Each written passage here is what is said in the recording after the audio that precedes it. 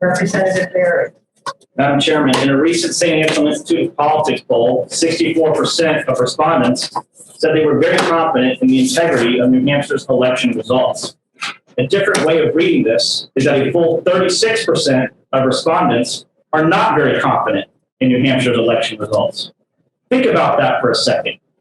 Over a third of the people are not very confident in how we conduct our elections, and that should concern each and every one of us. Why is that, and how does HB 86 relate to this?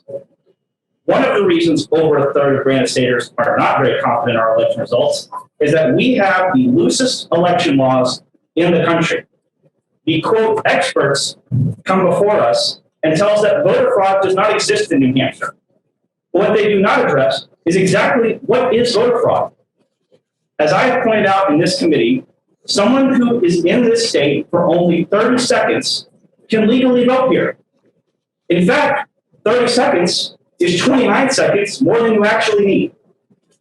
When you have a system like ours, which is ripe for abuse, and in fact does not even label what many people would constitute as abuse, no wonder you end up with people not having faith in our elections.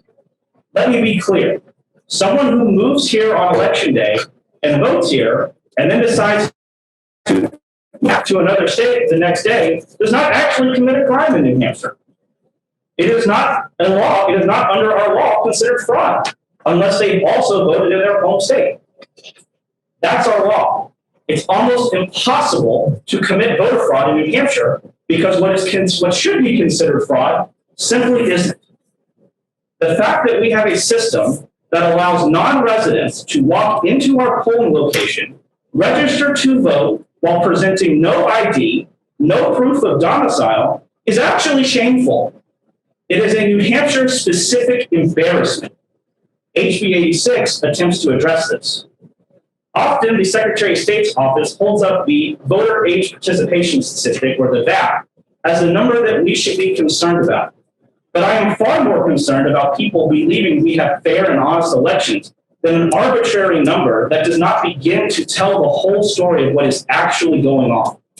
The whole story is that while we have high voter participation, we also have a high degree of skepticism in our elections. And in my opinion, the bad is grossly outweighing the good.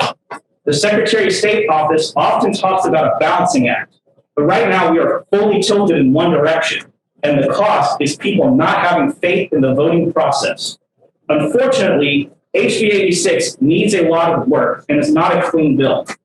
I appreciate what the sponsors are trying to do here, but they're going about it in the wrong way and incorporating non-germane issues such as trying to suppress the college student vote. I hope that this committee will wake up to the reality that when a full third of our citizens are not very confident in our election, that we have a lot of work to do. It is time to end the excuses and get to work.